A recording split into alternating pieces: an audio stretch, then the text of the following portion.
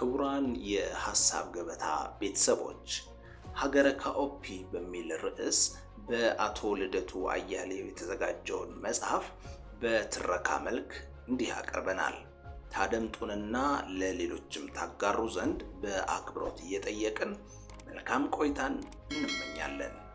የሐሳብ ገበታ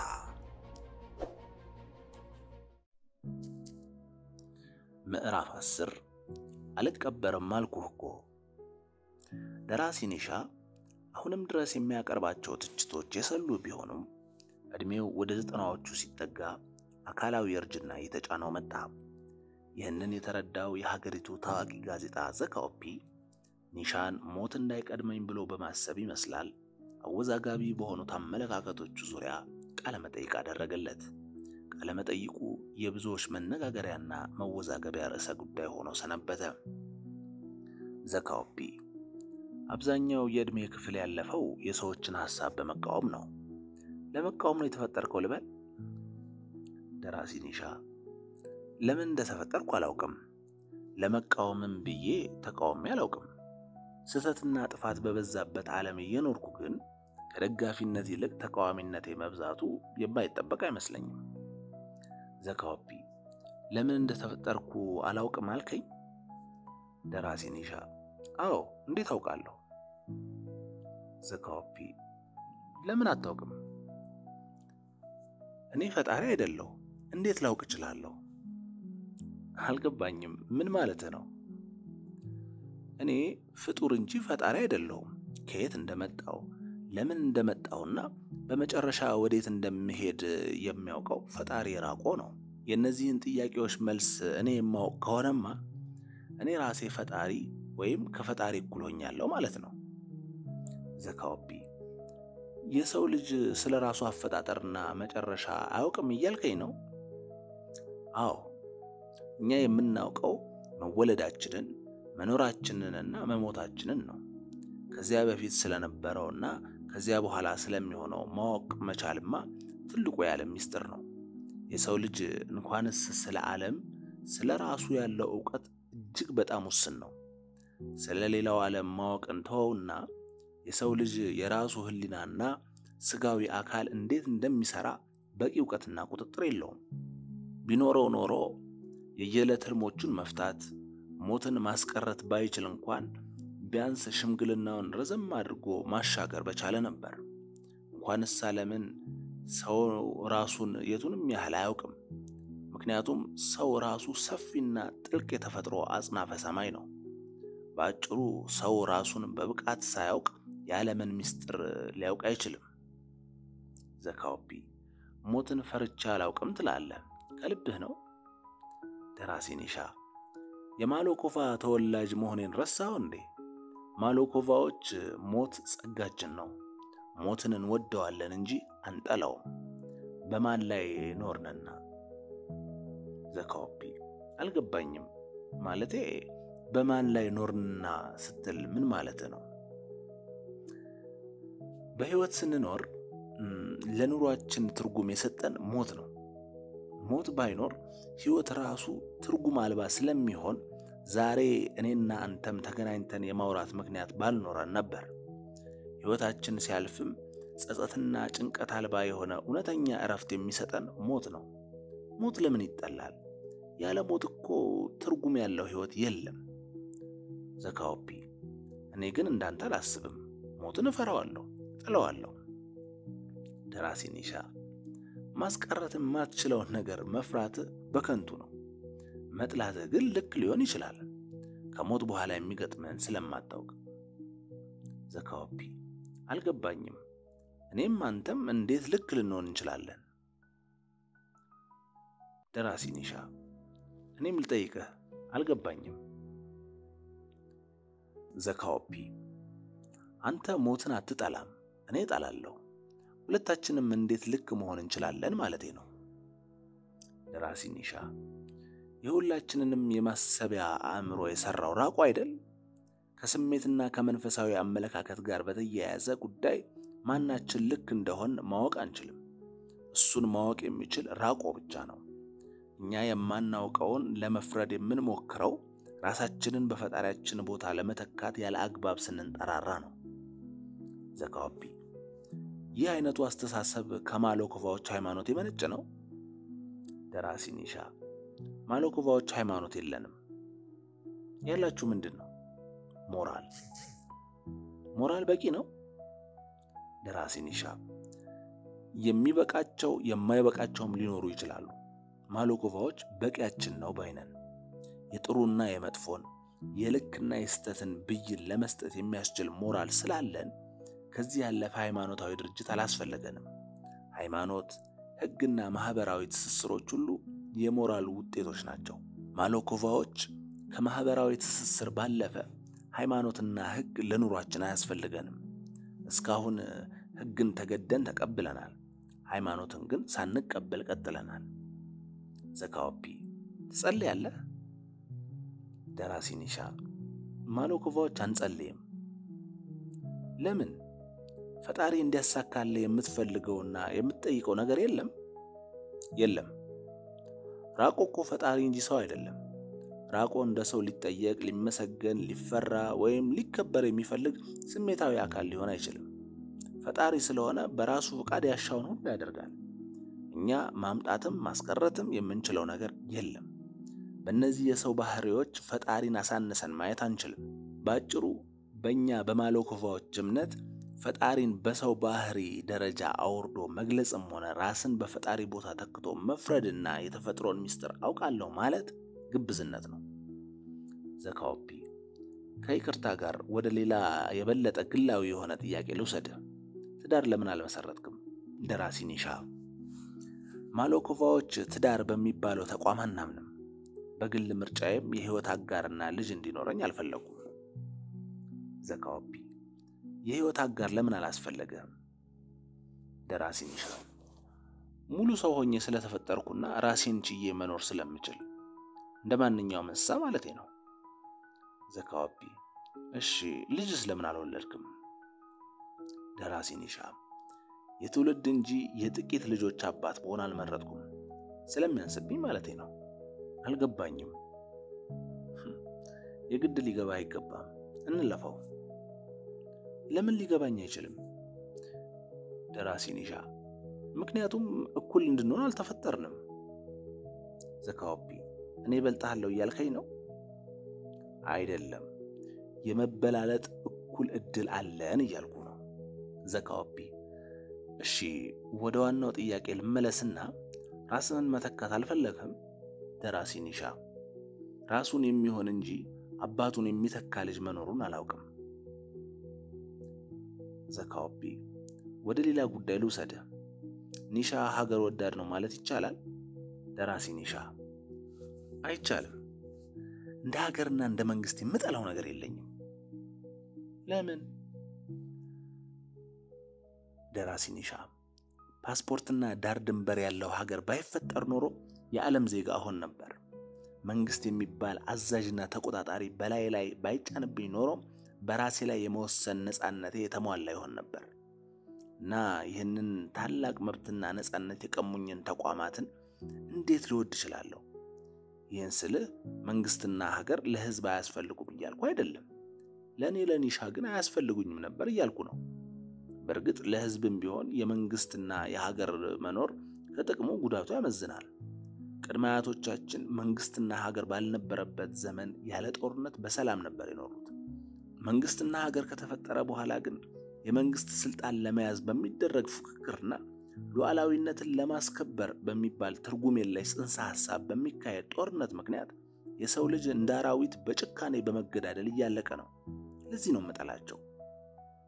ዘካወቢ እውነታው አንተ የምትለው ከሆነ የሰው ልጅ ለምንድን ነው ለመንግስትና ለሀገር መኖር ህይወቱን ጭምር የሚሰጠው? ደራሲ ኒሻ ባለማወቁ ነው። ገዢዎች መንግስትንና ሀገርን በጉልበት ከፈጠሩ በኋላ መንግስትና ሀገር ሰው ሰራሽ ተቋም መሆኑን አስረስተው እንዲያመልከውና እንዲሞትለት አሳመኑት።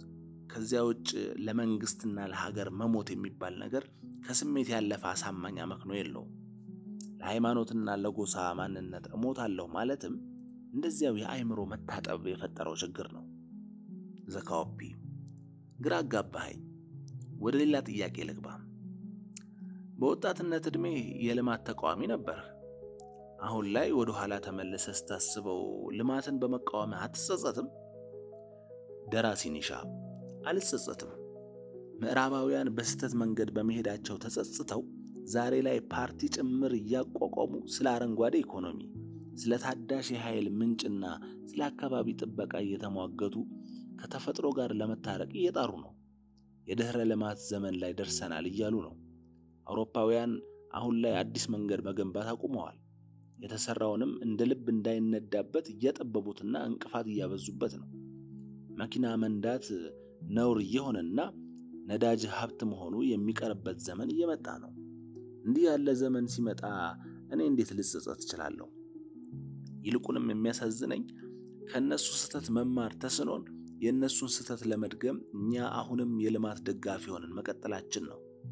ጥሩ ተማሪዎች አይደለንም። እንደ ሀገር አርፍዶ መጪ የመሆናችንን እድል ከነሱ ጥፋት ለመማር በአግባቡ አልተጠቀምንበትም።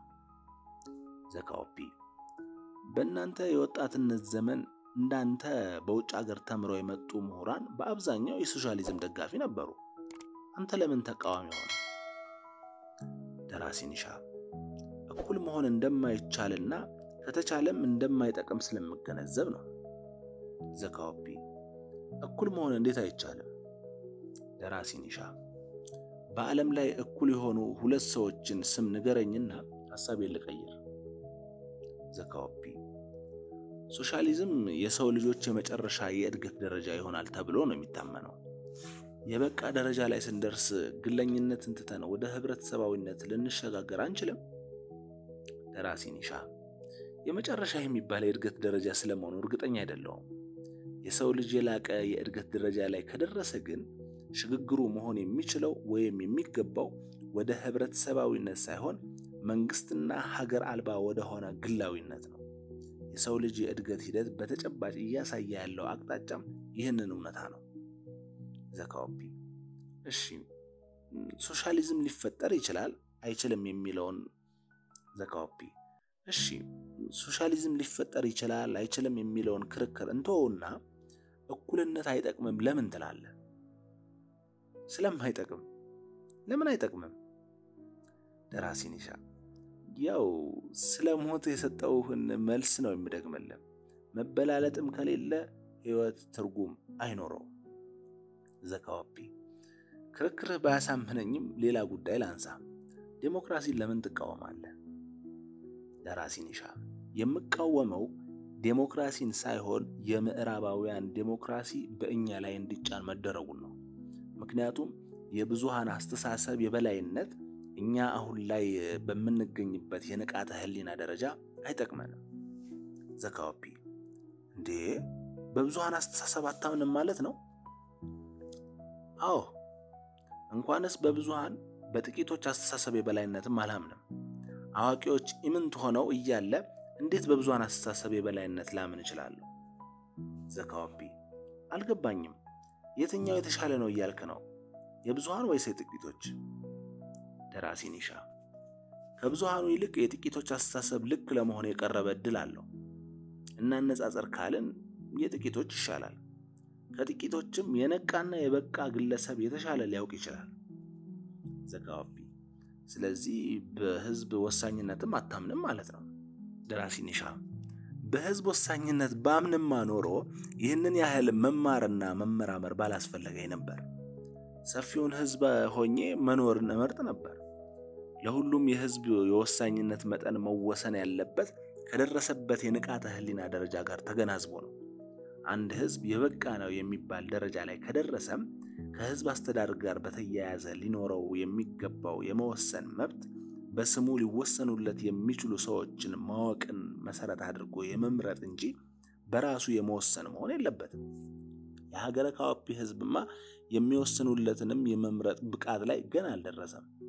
አንድ ህዝብ ወደ ዲሞክራሲያዊ የህዝብ አስተዳደር ከመግባቱ በፊት በራስና በጥቂቶች የመመራት ብቃት ሊኖረው ይገባል። ዘካኦፒ ይህ አባባል ህዝብን የምትንቅ መሆኑን አያሳይም? ደራሲ ኒሻ አያሳይም። የሚያሳየው ተቃራኒውን ነው። ህዝብን የሚያስደስተውን ሳይሆን ለህዝብ የሚጠቅመውን ነገር መናገር ለህዝብ ካለ አክብሮትና ፍቅር የሚመነጭ ነው። ህብረተሰብ እንደ ልጅ በጊዜ ሂደት አዳጊ ነው። ለምትወደው ልጅ ስለት ያለው ቢላዋ እንዲይዝ እንደማትፈቅድለት ሁሉ በፖለቲካ አስተሳሰብ ላልበቃ ህዝብም ዴሞክራሲ የሚባል አደገኛ መሳሪያ ያለ ጊዜው እንዲኖረው መፍቀድ ስህተት ነው። ለህዝብ የሚሰጠው የፖለቲካ መብት ከንቃተ ህሊና ደረጃው ጋር የተገናዘበ ሊሆን ይገባዋል። ዘካኦፒ ህዝቡ የነቃና የበቃ አይደለም እያልከኝ ነው? ደራሲ ኒሻ ህዝብ የነቃና የበቃ ቢሆን ኖሮ እኮ ከጅምሩም የጋራ መንግስትና ሀገር የሚባል ሞግዚትና ገዢ አያስፈልገውም ነበር። ራሱን በአግባቡ እየገዛና የሌሎችን መብት እያከበረ ይኖር ነበር። ዘካኦፒ ህዝቡን እኮ እኔ ያውቅልሃለሁ እያልከው ነው? ደራሲ ኒሻ ሐሳቤን የመቀበል ያለመቀበሉ መብትና ድርሻ የህዝቡ ነው። ስማርና ስመራመር የኖርኩት ግን በእርግጥም ከአብዛኛው ህዝብ በተሻለ ለማወቅ ነው። ቢሳካልኝም ባይሳካልኝም ህዝብ ሳይሆን የበቃ ሰው ለመሆን ነው ስፍጨረጨር የኖርኩት። በፍየሎቹ መሃል ከፍ ብሎ እንደሚታየው ተኩላ ለመሆን። ዘካኦፒ አምባገነን ነህ ልበል? ደራሲ ኒሻ የመጠን ጉዳይ ነው እንጂ ሁላችንም እኮ አምባገነኖች ነን። ዘካኦፒ አልገባኝም። የሰውን ልጅ ሁሉ በአምባገነንነት እየከሰስክ ነው? ደራሲ ኒሻ እየከሰስኩ ሳይሆን እውነቱን እየገለጽኩልህ ነው። የሰው ልጅ መንግስትና ሀገርን የፈጠረው እኮ የሰው ልጅ መብት ለመገደብና ለመግዛት ነው። ደግሞም የሰው ልጅ የአምባገነንነት ባህሪ ባይኖረው ኖሮ እንደራሱ ፍጡር የሆኑትን እንስሳት በጭካኔ እያረደ የመብላት እጽዋትን እየቆረጠ የመማገድ መብት ለራሱ ባልሰጠ ነበር። እንስሳት፣ እጽዋትና በአጠቃላይ ምድር አፍ አውጥተው መናገር ቢችሉ ኖሮ የሰው ልጅ ከማንም በላይ አምባገነን ብቻ ሳይሆን ጨካኝና አረመኔ መሆኑን በመሰከሩ ነበር። ዘካኦፒ የምትለው እውነት ከሆነ መሪዎቻችን አምባገነን መሆናቸው የሚጠበቅ ነው ማለት ነው? ደራሲ ኒሻ የሚጠበቅ ነው። ችግሩ አምባገነን መሆናቸው ሳይሆን ራስ ወዳድነታቸው፣ አላዋቂነታቸውና ጭካኔያቸው የበዛ መሆኑ ነው። በእነዚህ ጉዳዮች ላይ በአግባቡ የተመጠነ ባህሪ ቢኖራቸው ኖሮ እንዲያውም መሪዎች ስለሆኑ ከኛም ላቅ ያለ አምባገነን ቢሆኑ የሚጠበቅ ነው፣ ምናልባትም የሚጠቅም። ዘካኦፒ አሁንም ወደ ሌላ ርዕሰ ጉዳይ ልውሰድ። ሌሎቹ ምሁራን ተደራጅተው እየታገሉ ነው። አንተ ግን በርዕዮተ ዓለምም ሆነ በብሔረሰብ መደራጀትን አትደግፍም። ለምንድን ነው? ደራሲ ኒሻ የስብስብ ድርብርቦሽን ስለማልደግፍ ነው። ማለቴ ሰው ሆኖ ከመሰባሰብ ባለፈ እንደገና ቡድን ሆኖ በመሰባሰብ አላምንም፣ ትርጉም ስለሌለው። ዘካኦፒ አልገባኝም፣ ምን ማለት ነው? ደራሲ ኒሻ ማለቴ በግላቸው አስበው በሚሰባሰቡ ግለሰቦች እንጂ ተሰባስበው በደቦ ለማሰብ በሚሞክሩ ቡድኖች እምነት የለኝም። ሀገረ ካኦፒ አሁን ላይ በምትገኝበት የፖለቲካ ባህል ደረጃ የሚጠቅማት ብቃት ያላቸው ልሂቃን ስብስብ እንጂ በርዕዮተ ዓለምና በጎሳ ስም የተሰባሰበ ደቦ አይደለም። ምናልባት በሂደት የተሻለ የንቃተ ህሊና ደረጃ ላይ ሲደረስና ማህበራዊ ውቅራችን ሲቀየር የህዝቡን መደባዊ ልዩነቶች የሚወክሉ 2 ወይም ቢበዛ 3 ርዕዮተ ዓለማዊ ፓርቲዎችን መፍጠር ያስፈልግ ይሆናል። አሁን ላይ ለዚያ በቅተናል ብዬ ስለማላምን አልተደራጀውም። የተደራጀ ቡድን ሳይሆን የተደራጀ ሐሳብ እንዲኖረኝ ነው የመረጥኩት። ከዚያ ውጭ ለፖለቲካ ስልጣን መፎካከሪያነት የሚፈጠሩ ድርጅቶች ሃይማኖትንና ጎሳን ከመሰሉ የውርስ ማንነቶች የተሻገሩ መሆን አለባቸው። የመደራጃ አጀንዳዎቻችን ከግለሰቦች አመለካከት የመነጩና በውይይትና በድርድር ሂደት በቀላሉ ሊቀየሩ የሚችሉ የፖሊሲ ጉዳዮችን መሰረት ያደረጉ መሆን ይገባቸዋል። ሃይማኖትና ጎሳ ማንነቶች እንጂ በውይይትና በድርድር በቀላሉ ሊቀየሩ የሚችሉ ወይም በፖሊሲ ሊተዳደሩ የሚገባቸው ጉዳዮች አይደሉም። በአጭሩ ፖለቲካዊም ሆነ ሃይማኖታዊ ድርጅቶች የነጻ አስተሳሰብ ልጓሞች ስለሆኑ ልጋራቸው አልፈልግም። ዘካኦፒ ለምንድነው ግለሰባዊነት ላይ የበለጠ የምታተኩረውና ቡድንን የምትጠላው? ደራሲ ኒሻ በቅድሚያ እቃወማለሁ እንጂ አልጠላም። የምጠላው ግለሰብንም ሆነ ቡድንን ሳይሆን ጎጂ የሆነ አስተሳሰብን ነው። ምክንያቴ ግልጽ ነው። በየግላችን ያሰብነውንና የወሰንነውን በጋራ ልንገልጸው እንችላለን እንጂ በጋራ ማሰብና መወሰን የሚያስችል የጋራ የሚባል አእምሮ የለንም። የጋራ የሚባል ውሳኔና አቋም በውስጡ ብዙ ልዩነቶችንና እውነቶችን አዳፍኖና አጃምሎ የሚቀርብ ስለሆነ አልደግፈውም። ዘካኦፒ ያልከው ያልገባኝ ቢሆንም ወደ ሌላ የማጠቃለያ ጥያቄዎች ልለፍ። ሀገረ ካኦፒ ወዴት ነው እየሄደች ያለችው? ደራሲ ኒሻ ወደ ጥፋት። በያዝነው የጥፋት መንገድ ከቀጠልን ቅኝ ገዢዎች የፈጠሩልን ሀገርና መንግስት ይፈርሳል። ዘካኦፒ እና ደስ ብሎሃል? ደራሲ ኒሻ አልገባኝም። ለምን ነው ደስ የሚለኝ? ዘካኦፒ ማለቴ መንግስትና ሀገር መፈጠራቸውን አልወድም ስለምትል መፍረሳቸው ያስከፋሃል ወይ ማለቴ ነው። ደራሲ ኒሻ ሁላችንም በዚያ የንቃተ ህሊና ደረጃ ላይ ደርሰን ፈቅደንና ወደን መንግስትንና ሀገርን በስምምነት ማፍረስ ብንችል ኖሮ ምንኛ ደስ ባለኝ ነበር። ወደዚያ ደረጃ ግን እንኳንስ ሀገረ ካኦፒ ሌላው ዓለምም ገና አልተጠጋም። ያለ ፍላጎትና ስምምነት የሚከሰት የመንግስትና የሀገር መፍረስ የሰዎች ደም መፋሰስና እልቂትን ስለሚያስከትል አሁን ላይ አልደግፈውም። እኔ ስለፈለኩ ብቻም ሊፈጸም የሚችል አይደለም። ዛሬ ላይ ከነችግሩም ቢሆን በመንግስትና በሀገር ስር አብረን መኖርን እመርጣለሁ። ያልተገራ ብዙ አውዳሚ ባህሪ ስላለን። ዘካኦፒ እድሜህ ወደ 90ዎቹ እየተቃረበ ነው። ህይወቴ ውጤታማ ነበር ብለህ ታምናለህ? ደራሲ ኒሻ አላውቅም፣ ቢያንስ እርግጠኛ አይደለሁም። ለምን? የምወደውን እየሰራው ለመኖር፣ የማምንበትን ለመጻፍና ለመናገር፣ ከግላዊና ቤተሰባዊ በላይ ለሆነ የህዝብ ጉዳይ አብዛኛውን ጊዜ ለማጥፋት ስለቻልኩ ውጤታማ እንደሆንኩ ይሰማኛል። በሌላ በኩል ደግሞ የተጨበጠ ለውጥ በህዝቡና በሀገሩ ላይ ባለማምጣቴ የህይወት ዘመን ኪሳራ እንደገጠመኝ ይሰማኛል። እርግጠኛ አይደለሁም። ዘካኦፒ የተሻለ ለውጥ ለማምጣት ከዚህ በላይ ብዙ እድሜ እንዲኖር ትመኛለህ? ደራሲ ኒሻ ባለፈ ህይወቴ ላይ ጸጸት ስለሌለኝ ተጨማሪ እድሜ አልመኝም፣ እንዲያውም በስቶብኛል። ዘካኦፒ ከምር ነው? አዎ፣ ከ70 ዓመቴ በኋላ መኖር አልነበረብኝም። ሳልፈልግ ነው የኖርኩት። አርጅቶ መኖር ምቾት የለውም፣ ጥቃት ነው። ከእንግዲህ ማረፍ ይሻለኛል። የማሎኮቫ ተወላጅ ስለሆንኩ ሞትን በጸጋ ነው የምጠብቀው። ብዙ ዓመት ስለተኖረም ለውጥ ማምጣት አይቻልም። ከኛ የሚጠበቀው በተገቢው ጊዜና ሁኔታ ማድረግ ያለብንን ማድረግ ነው እንጂ ለውጥ በራሱ መንገድ ነው የሚመጣው። ስለፈለክና ስለታገልክ ብቻ አንተ አታመጣውም። ዘካኦፒ ስትሞት የምትጸድቅ ይመስልሃል? ደራሲ ኒሻ አላውቅም። ስለ መጽደቅ አለመጽደቄ ሳይሆን ራሱ ጽድቅና ኩነኔ የሚባል ነገር ስለመኖሩም አላውቅም። ዘካኦፒ አላውቅም የሚል መልስ ትወዳለህ ልበል? እውነትን ለመሸሽ ነው? ደራሲ ኒሻ እውነትን ሸሽቶ የት ለመድረስ? ግን የመውደድና ያለመውደድ ጉዳይም አይደለም። በእኛ በማሎኮቫዎች እምነት አለማወቅ ትልቁ የእምነታችን ምሰሶ ነው። እንደኔ እድሜ ጠገብ ስትሆንና ንቃትህ ላቅ ሲል ደግሞ ለብዙ ጥያቄዎች የሚኖርህ መልስ አላውቅም የሚል ነው የሚሆነው። ለእኔ ከፍተኛው የእውቀት ደረጃ ላይ መድረስ ማለት የምታውቀው እጅግ ኢምንት መሆኑን ማወቅ ማለት ነው። ዘካኦፒ ንብረትህን ለመንግስት ለማውረስ አስቀድመ መናዘዝን የሰማው መሰለኝ። እውነት ነው? ደራሲ ኒሻ ያካበትኩትና ላወርሰው የምችል ሀብትና ንብረት የለኝም። አንዱ የህይወቴ ውጤታማነትም ሀብትና ንብረት ለማከማቸት ያባከንኩት ጊዜ አለመኖሩ ነው። ያሉኝ መጻሕፍት ናቸው። እነሱን ለሀገረ ካኦፒ ዩኒቨርሲቲ አውርሻለሁ።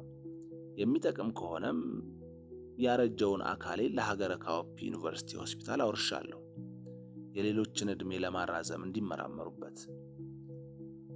ዘካኦፒ ለትውልዱ ምን ምክር አለ? ደራሲ ኒሻ በብዕር እንጂ በጥይት አትፋለሙ። ራሳችሁን ሆናችሁ ከራስ በላይ ለሆነ አጀንዳ በመኖር ለህይወታችሁ የላቀ ትርጉም ስጡት። ዘካኦፒ ከይቅርታ ጋር በመጨረሻ ቀብርህ ላይ ምን ተብሎ እንዲጻፍልህ ትፈልጋለህ? ደራሲ ኒሻ አልቀበርም አልኩህ እኮ። ዘካወቢ ይቅርታ፣ ስለ ሕይወትህ ባጭሩ ምን ተብሎ ቢነገር ትወዳለህ? ደራሲ ኒሻ ራሱን ሆኖ ኖረና ሞተ።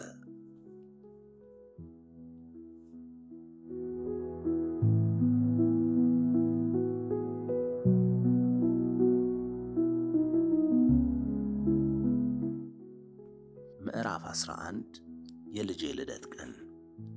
የሊበራል ፓርቲው የሰላማዊ ህዝባዊ እምቢተኛነት ሰነድ ይፋ ከተደረገ ከ3 ቀን በኋላ የትልቁን ልጄን የዲሞቲስን የ10ኛ ዓመት የልደት ቀን ማክበር ነበረብን። የልደት ቀኑ ዕለት ጠዋት ላይ በጊዜ እጥረት ያደገውን ፀጉሬን ለመቆረጥ በከተማው መሃል ወደሚገኝ አንድ ታዋቂ የወንዶች ፀጉር ቤት ጎራ አልኩ። በፀጉር ቤቱ ውስጥ ካሉ 3 የፀጉር ቆራጮች ተሽከርካሪ ወንበሮች መካከል ሁለተኛው ወንበር ነፃ ሆኖ ስላገኘሁት ጃኬቴን አውልቄ ተቀመጥኩ። ፀጉር ቆራጩ ጋውኑን እያለበሰኝ እንዴት ነው መቆረጥ የምትፈልገው በማለት ጠየቀኝ። ግድግዳው ላይ የተለጠፈውን ያቆራረጥ ናሙና ቀና ብዬ አየሁና እንደ 4 ቁጥር አልኩት። ጥሩ አለና ፀጉር ቆራጩ ቆረጣውን ጀመረ። ከኔ ቀድመው እንደኔ ፀጉራቸውን ለመቆረጥ በግራና በቀኝ የተቀመጡት ሰዎች ከፀጉር ቆራጮቻቸው ጋር የደራ ወሬ ይዘዋል። ወሬያቸው የቀለጠ ፖለቲካ ነው። የሚገርም ነው። እኛ እኮ በመጀመሪያው ምርጫ ሐቀኛ ሰው መስላን ነበር በሌሊት ተሰልፈን የመረጥናት። ይህች አጭበርባሪ ለካ ሲሲአይ ቅጥረኛ ናት። ፍላጎቷ ስልጣን በአቋራጭ ማግኘት መሆኑ የገባን እኮ አሁን ነው አለ በቀኝ በኩል የተቀመጠው ሰው። በግራ በኩል የተቀመጠው ተቀብሎ ቀጠለ። አሁንማ ተነቃባት። የእሷ ፍላጎት እኮ ጦርነቱን ማደናቀፍና የካሊቲን መንግስት ዕድሜ ማራዘም ነው አለ በእርግጠኛነት ስሜት። አዎ እውነታችሁን ነው። ይህች አጭበርባሪ ተነቅቶባታል። ከእንግዲህ ልታታለለን አትችልም አለ የኔው ፀጉር ቆራጭ ጣልቃ ገብቶ። የሚያወሩት ስለ ሊበራል ፓርቲ መሪዋ ስለ ራኬሎ ሆሳ እንደሆነ ገብቶኛል። ነገር ግን የካሊቲን መንግስት ዕድሜ ለማራዘም መስራትና በሲአይኤ እርዳታ ስልጣንን በአቋራጭ ለማግኘት መሞከር የሚለው የሁለቱ ሰዎች የተቃረነ ሐሳብ ለኔ ፀጉር ቆራጭ እንዴት ትክክል መስሎ እንደታየው ገርሞኝ በውስጥ ይሳቁ። ይህንን ከምክንያታዊነት የተጣላ የሐሳብ ተቃርኖ ሰምቼ ስደነቅ አሁንም የኔው ፀጉር ቆራጭ ሌላ ጣጣ ይዞ መጣ። እንዲያውም እኮ ራኬሎ የመከላከያ ሚኒስትሩ ሽማ ናት አሉ። ከሱ ጋር አብራ እያደረች ነው ተቃዋሚ መስላ እኛን ስትቀልድብን የኖረችው አለ ተታለናል በሚል ጸጸት። ደነገጥኩ። የመከላከያ ሚኒስትሩ ልጅ መሆኔን ቢያውቅ ኖሮ በያዘው መቀስ ጎሮሮዬን በጥሶ ሊጥለው እንደሚችል አሰብ። በቀኝ በኩል የተቀመጠው ሰው ተቀብሎ ቀጠለ። ልክ ነህ። ይህን ወሬ እኔም ሰምቻለሁ። መከላከያ ሚኒስትሩ እኮ ዋናው የካሊቲ የቀኝ እጅ ነው። የሀገሪቱንም ሀብት በሙስና የዘረፈው እሱ ነው። 3 ትልቅ የጭነት መርከቦች፣ 2 የግል አውሮፕላኖች አሉት። በስዊዝ ባንክም ከ10 ቢሊዮን ዶላር በላይ አሽሽቷል። 5 ወንድ ልጆች አሉት። እነሱ ናቸው ዛሬ የሀገሪቱን ኢኮኖሚ የተቆጣጠሩት አለ በእርግጠኛነት። የሚገርም ነው። በቁማችን እኮ ገፈውናል። ይህች ራኬሎ የምትባለ ቀጣፊ እነዚህ ቀማኞች ተይዘው ለፍርድ እንዳይቀርቡ ነው አሁን ከሲአይኤ ጋር ተመሳጥራ እየተሯሯጠች ያለችው አለ በግራ በኩል የተቀመጠው ፀጉር ተቆራጭ። የኔው ፀጉር ቆራጭ ተቀበለና እነሱን ለፍርድ ማቅረብ አያስፈልግም፣ ወደ ውጭ ሳይፈርጡ ከተያዙ ከነዘር ማንዘራቸው አደባባይ ላይ በገመድ መሰቀል አለባቸው አለ በከፍተኛ የበቀል ስሜት። በምሰማው ነገር ደነገጥኩ። ህዝባችንን እንዲህ ጨካኝና ምክንያት የለሽ ያደረገው ምንድነው? ምን አይነት ርኩስ መንፈስ ወረረን በማለት ራሴን ደጋግሜ ጠየቁ። እስካሁን ሲናገሩ ካልሰማዋቸው 2 ፀጉር ቆራጮች ውስጥ በቀኝ በኩል ያለው ድንገት አንድ ጥያቄ ጣል አደረገ። ይሄ ሁሉ የሚወራው ነገር እውነት ነው ብላችሁ ነው? ምን የተጨበጠ መረጃ አለ? እኔ እውነት አይመስለኝም በማለት ተናገረ። 4ቱም ሰዎች ተደራርበው ጮሁበት። አንደኛው እውነት ነው አትጠራጠር ሲለው፣ ሁለተኛው ምን መረጃ ያስፈልገዋል? ሁሉም ሰው የሚያውቀው የአደባባይ ሚስጥር ነው አለ። ሶስተኛውም ተከተለና እንዲህ ያላችሁ ለቀጣፊዎች ጠበቃ የምትሆኑ ሰዎች የፖለቲካ ግንዛቤ የሌላችሁ ናችሁ አለ። በዚህ መልክ ተከታትለው ሲረባረቡበት የመረጃ ጥያቄ ያነሳው ጸጉር ቆራጭ በክርክሩ መቀጠል አልፈለገም። ተደናገጠና በደፈናው ሊሆን ይችላል ብሎ ዝም አለ። ሌሎቹ ሐሜታቸውን በየተራ በመደርደር የሀገሩን ፖለቲካ መተንተናቸውን ቀጠሉ። በመጨረሻ ሦስቱንም ያስማማው ግምገማ የካሊቲ መንግስት አልቆለታል፣ አማጽያኑ በጥቂት ሳምንታት ውስጥ አሸንፈው ቤተ መንግስቱን ይቆጣጠራሉ፣ ከዚያ በኋላ ሰላምና መንግስት ይኖረናል የሚል ሆነ። ስራውን ሲጨርስ ጸጉር ቆራጬ ከፊቴና ከኋላዬ መስታወት ይዞ እንዴት አድርጎ እንደቆረጠኝ ያሳየኝ። ጨርሰሃል? እንዴት ነው ወደድከው? አለኝ። በጣም ጥሩ ነው አመሰግናለሁ አልኩትና ከመቀመጫው የተነሳው። በእርግጥም ሙሽራ አስመስሎ ቆርጦኛል። የሚገባውን ሂሳብ ከፍዬና ተሰናብቼ ወጣሁ። ከጸጉር ቤቱ እየወጣሁ የመከላከያ ሚኒስትሩ ልጅ መሆኔን ቢያውቁ ኖሮ ምን ሊያደርጉኝ ነበር አልኩ ለራሴ። ተወልጄ ባደግኩበት በማዮ ከተማ ሳይሆን በሆነ የጠላት ግዛት ውስጥ እየኖርኩ እንደሆነ ተሰማኝ።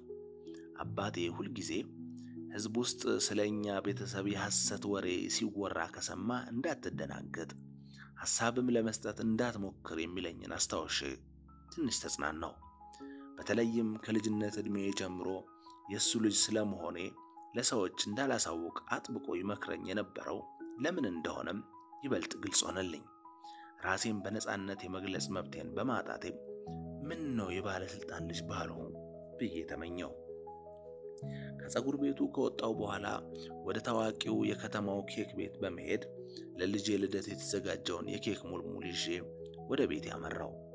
ባለቤቴ የዲሞቲስን የልደት ቀን በዓል የደመቀ ለማድረግ ሽር ጉድ ስትል ደረስኩባት።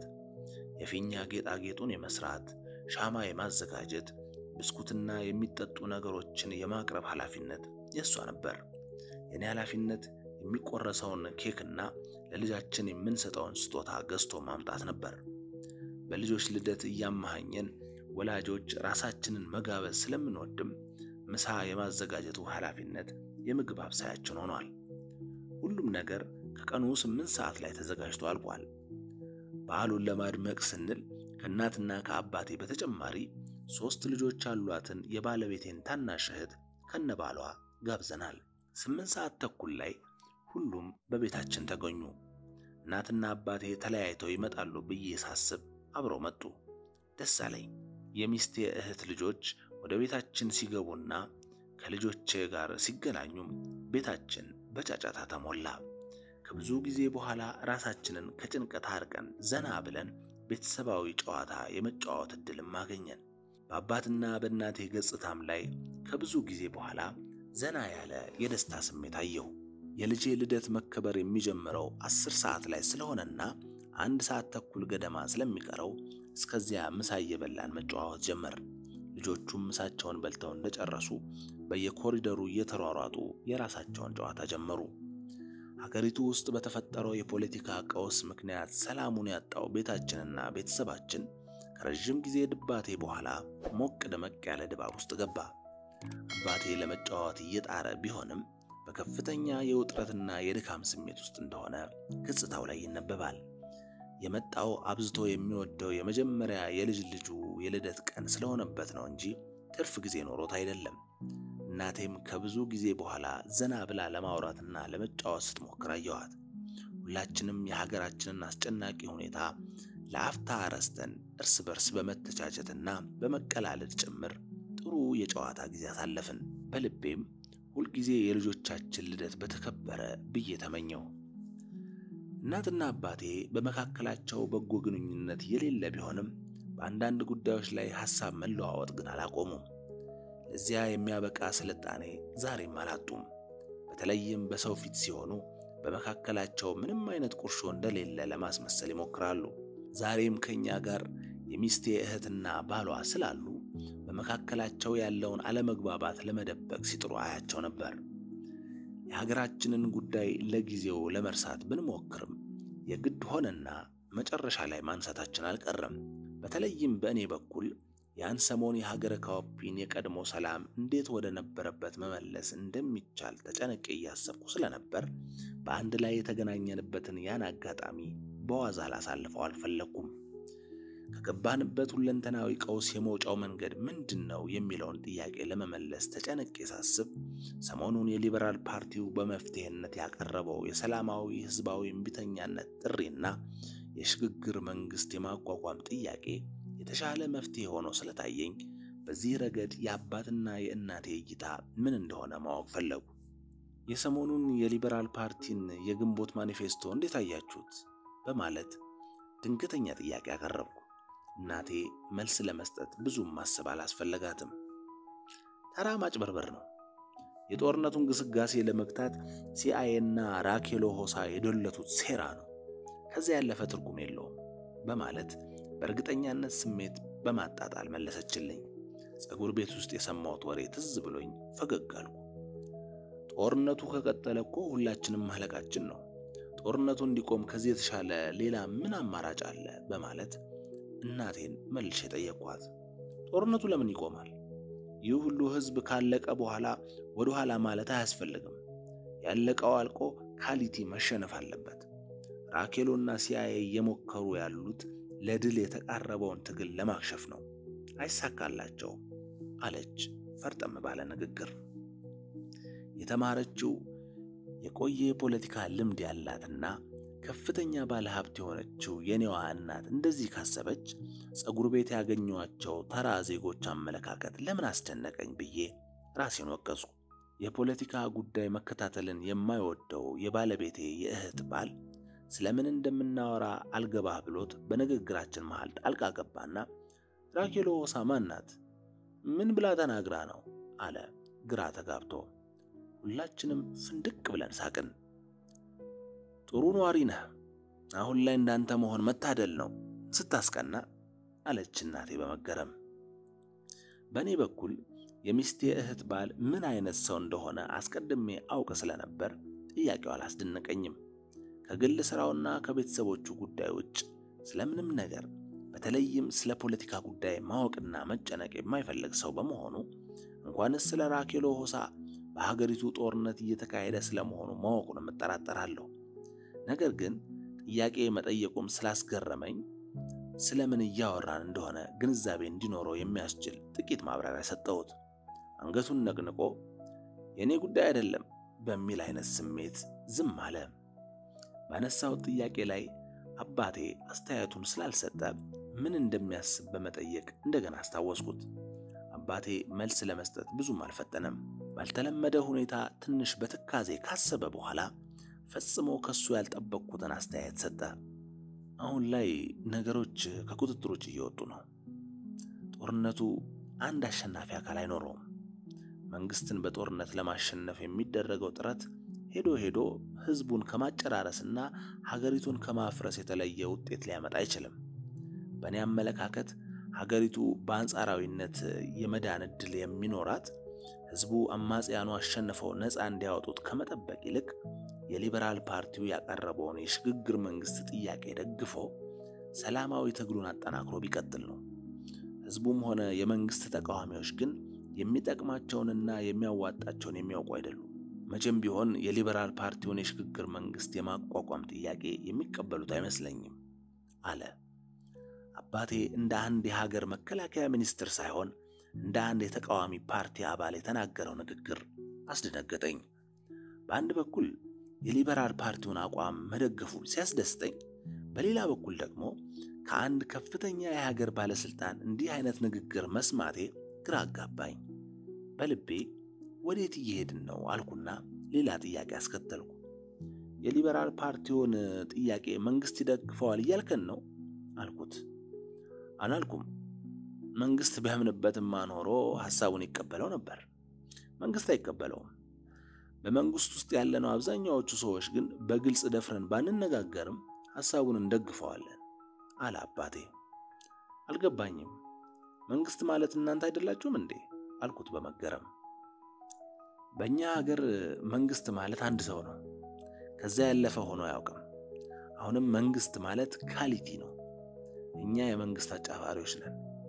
አንድን ሐሳብ ብንደግፍም ባንደግፍም የተለየ ትርጉም የለውም አለኝ አባቴ ትከሻውን በምን ታደርገዋለህ ስሜት ከፍ እያደረገ።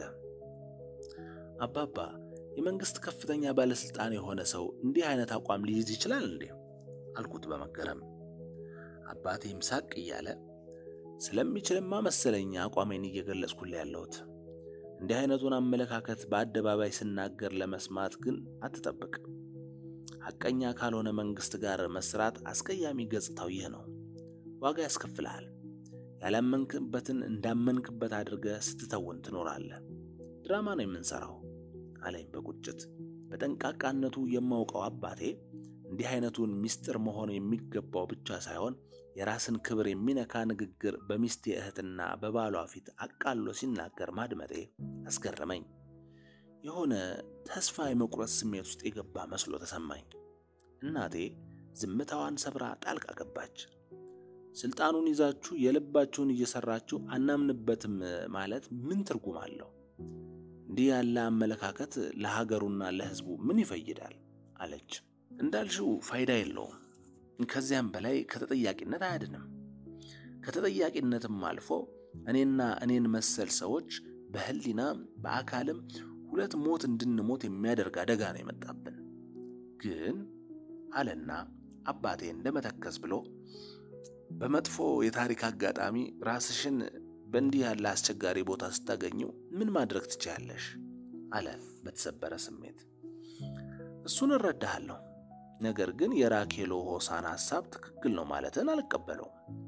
ሕዝቡም ጥቅሙንና ፍላጎቱን ጠንቅቆ ያውቃል። እንዲህ አይነቱን የትግል ማዘናጊያ የሆነ አጭበርባሪ ሐሳብ አይቀበለውም አለች በእርግጠኝነት። አባቴ አሁንም ፈገግ እያለ ልክ ነሽ፣ ካሊቲ ብቻ ሳይሆን ሕዝቡም የነራኬሎን ሐሳብ አይቀበለውም። እውነቱን ንገረኝ ካልሽ ግን ሕዝቡ የነራኬሎን ሐሳብ ቢያምንበትና ቢቀበለው መንግስታችን የሳምንታት ዕድሜ ባልነበረው ነበር። ግን ካሊቲ እድለኛ ሰው ነው። እንዲህ አይነቱን ሐሳብ የሚቀበል ሕዝብ የለም። ሕዝቡ ሰላማዊ ሕዝባዊ እምቢተኛነት የሚባል ኃያል መሳሪያ በእጁ እንዳለ መገንዘብ ተስኖት ጦረኞች ነፃ እንዲያወጡት በከንቱ ሲናፍቅ ይኖራል። መንግስት ጦርነቱን ማሸነፍ ባይችልም እንኳ በቀላሉ አይሸነፍም። ሀገር ማስተዳደርና ልማት መስራትን ትቶ ጦርነትን ብቸኛ ስራ ካደረገ ከአማጺዎቹ ይልቅ መንግስት ለብዙ ዓመታት እየተዋጋ የመቀጠል ዕድል አለው አለና የእናቴን መልስ ሳይጠብቅ አሁን እኔ ያለኝ ጊዜ እያለቀ ነው፣ እባካችሁ የዲሞቲስን ልደት ማክበርን ጀምር አለ የቸኮለ መሆኑን ለመግለጽ የእጅ ሰዓቱን አተኩሮ እያየ። አባቴ የራኬሎ ሆሳን ስም ደጋግሞ ሲጠራ ጸጉር ቤት የእሷ ውሽማ እንደሆነ ሲነገር የሰማሁትን አስታወስኩ። አባቴን በእንደዚህ አይነት ያልተገባ ድርጊት ባልጠረጥረውም የራኬሎ ሐሳብ ደጋፊ ሆኖ ሳገኘው ግን ገጠመኙ አስገረመኝ።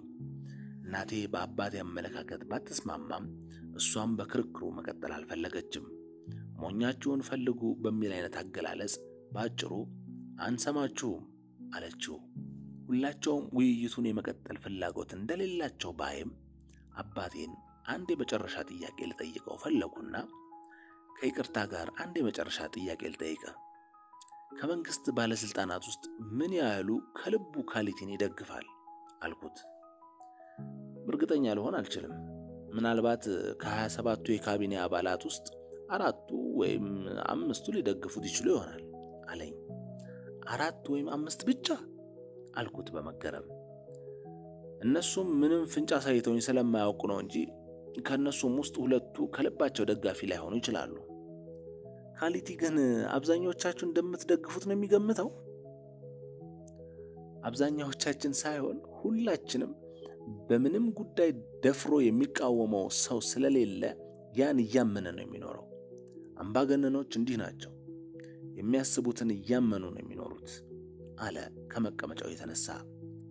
የበኩር ልጄ ዲሞቲስ ለልደት በዓሉ የተዘጋጀለትን ኬክ ሊቆርስና የበራለትን ሻማ ሊያጠፋ ሲዘጋጅ ሁላችንም በዙሪያው ከበን ቆምን። እንኳን ተወለድክ በሚለው መዝሙር ታጅቦ ሻማውን ሲያጠፋና ኬኩን ሲቆርስ በሞቀ ጭብጨባ አጀብነው። የሕይወቱ የመጀመሪያ 10ት ላይ በመድረሱ ደስታ እንደተሰማው ገጽታው ላይ ጎልቶ ይታያል። የተዘጋጀለትን የልደት ቀን ስጦታ ለመቀበልም ቸኩሏል። አባቴ በድንገት ከፍ ባለ ድምፅ ዲሞ ብሎ ጠራው። ዲሞትስ ቀና ብሎ አያቱን አየው። አባቴም ስታድግ ምን መሆን ነው የምትፈልገው በማለት ልጆች በልደት ቀናቸው የሚጠየቁትን የተለመደ ጥያቄ ጠየቀው። ልጄ የሊዮኔል ሜሲ ኃይለኛ አድናቂና ደጋፊ እንደሆነ ስለማውቅ መልሱ ምን ሊሆን እንደሚችል በኔ በኩል አስቀድሜ ገምቻለሁ። ግምቴም ስህተት አልነበረም። ዲሞቲስ ጮክ ብሎ የሀገረ ካውፒ ብሔራዊ ቡድን የእግር ኳስ ተጫዋች ነው የምሆነው አለ በእርግጠኛነት ስሜት። ይህንን የዲሞቲስን ምኞት እንደሰማ አባቴ አንድ አባባል እንደዋዛ ካፉ አመለጠው። መጀመሪያ ሀገሪቱ ስትኖር አይደል አለ በለሆሳስ። ከመካከላችን አስተያየት ለመስጠት ይፈልግ አልነበረም። ሁላችንም የአባቴን አባባል ሰምተን እንዳልሰማን ማለፍን መረጥን። አባቴ ይዞት የመጣውን የስጦታ ጥቅል ከፈተና ስጦታውን ለልጄ ሰጠው። ውድና ዘመናዊ የሆነ አነስተኛ ኮምፒውተር ነው። ሞቅ አድርገን አጨበጨብን። የእናቴ ስጦታ ተከተለ። 10ኛ ዓመት የሚል ጽሑፍ የተቀረጸበት የወርቅ ሐብል አንገቱ ላይ ያጠለቀችለት። የበለጠ ሞቅ አድርገን አጨበጨብን። የሚስቴ እህትና የባሏ ስጦታ ቀጠለ። ውድ የበረዶ ላይ መንሸራተቻ ጫማ ነው። ሌላ ደማቅ ጭብጨባ አስከተልን። የመጨረሻው እኔና ሚስቴ ያዘጋጀነው ስጦታ ተከፈተ። ከስፔን ሀገር ያስመጣነው 10 ቁጥር የታተመበት የሊዮኔል ሜሲ ኦሪጂናል ሙሉ ማሊያና ታኬታ ጫማ ነው። ጭብጨባውን የበለጠ ሞቅ ደመቅ አደረግነው። ዲሞቲስ ሙሉ ፊቱ በደስታ ተሞልቶ የሜሲን ማሊያ በእጁ እያውለበለበ ደስታውን ገለጸ። ልባዊ ደስታውን በማየት ድምጻችን የበለጠ ከፍ አድርገን እንኳን ተወለድክ በማለት ደጋግመን ዘመርንለት። ሀገሪቱ ስትኖር አይደል የሚለው የአባቴ አባባል የሆነ የስሜት መታወክ የፈጠረብን ቢሆንም ቤታችን ግን ለጊዜው በደስታና በጩኸት ተሞላ። ዲሞትስ የቆረሰውን ኬክ እየበላን አውካካን። ይህ ደስታችን ግን ብዙም አልቀጠለም። ባልታሰበ አንድ አስደንጋጭ ክስተት ደፈረሰ። እንደ ብራቅ የጮኸ አንድ ከባድ ድምፅ ድንገት ያለንበትን ክፍል አናወጠው። ድምፁን ተከትሎ በዲሞትስ ዙሪያ ተሰባስበን ከቆምንበት ቦታ ጀርባ የሚገኘው ግዙፉ የሳሎናችን የመስኮት መስታወት ወጨጭ ብሎ የክፍሉ ወለል ላይ ረገፈ። ሁላችንም በድንጋጤ በያለንበት ደርቀን ቀረን። አባቴ ድንገት ጮክ ብሎ ሁላችሁም መሬት ላይ ተኙ አለ ከቆመበት በርከክ እያለና ሽጉጡን ከኋላ ወገቡ መዞ እያቀባበለ። ሁላችንም የተባልነውን አደረግን። ወለሉ ላይ በደመ ነፍስ ተነጠፍን። ልጆቻችን እየተርበተበቱ ለቅሷቸውን አቀለጡት። ሚስቴና እህቴ በደመ ነፍስ መጮህ ጀመሩ። በቤታችን የፊት በረንዳ ላይ ቆመው የነበሩት የአባቴ 3 አጃቢዎች መሳሪያቸውን ወድረው እኛ ወዳለንበት ክፍል በፍጥነት እየሮጡ ገቡ። ዙሪያ ገባውን በትኩረት እየቃኙ ምን ተፈጠረ? ምንድነው የሆነው? እያሉ በመጮህ በቅድሚያ የአባቴን ቀጥለው የሌሎቻችንን የአካል ደህንነት በእይታም በዳበሳም አጣሩ። አባቴ በክፍሉ አንደኛው ማዕዘን ላይ ደገፍ ብሎ በመቆም አንዳችሁ የፊት ለፊት በሩ ላይ ቁሙ፣ ሁለታችሁ በቶሎ ወደ ቤቱ ጀርባ ሄዱና አካባቢውን ቃኙ፣ ከውጭ ወደ ውስጥ የተተኮሰ ነገር ያለ መሰለኝ አለ የቤቱን የውስጥ ግድግዳዎች አስተውሎ እያየ። አጃቢዎቹ የአባቴን ትዕዛዝ እንደሰሙ በፍጥነት ከክፍሉ ወጡ። ሁላችንም ከተኛንበት ቀና ማለት ጀመርን። አባቴ አሁንም ጮክ ብሎ እንዳትነሱ፣ በያላችሁበት ቆዩ አለን።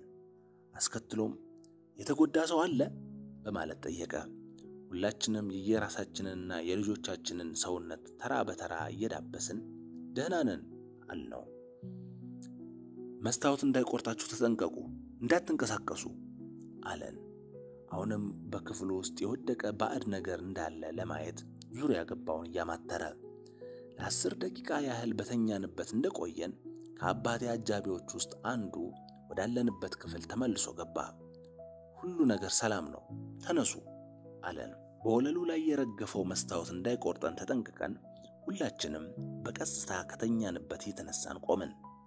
ወደ ክፍላችን የገባው የአባቴ አጃቢ ከተሰበረው መስኮት ወደ ውጭ እያየ የሚገርም እኮ ነው ጀነራል፣ የሆነውን ነገር አየኸው? ተአምር እኮ ነው አለ።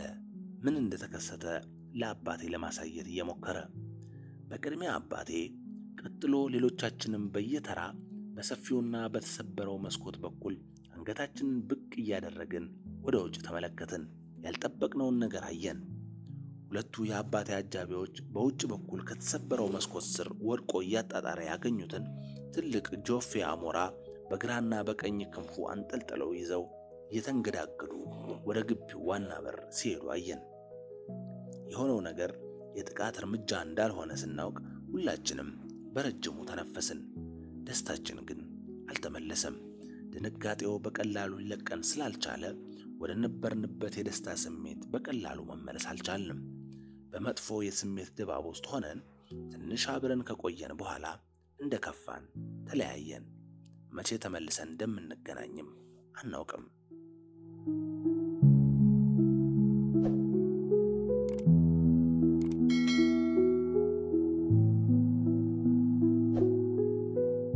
የሐሳብ ገበታ ሐሳብ ያለ ልዩነት በሚዛናዊነት እንዲሁም በአሳታፊነት የሚንሸራሸርበት ቤት። በሐሳብ ገበታችን ወቅታዊ፣ ማህበራዊ፣ ፖለቲካዊ እንዲሁም የሕግ ጉዳዮች በስፋት በጥልቀትና በአካታችነት ይቀርባሉ።